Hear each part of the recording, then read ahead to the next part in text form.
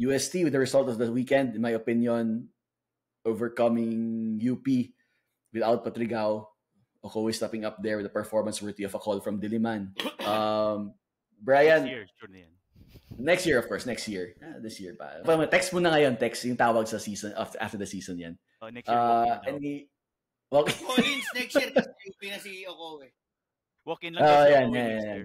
Walk-in. Walk-in. Hindi na rin recruit kusang lumapit. That's the thing. Kusang lumapit.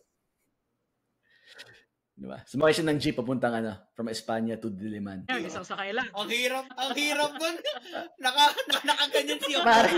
Pare, isang sakay, isang row sa kanya. Nga siya kasi doon sa harap Shaman! Yung Shaman na yun.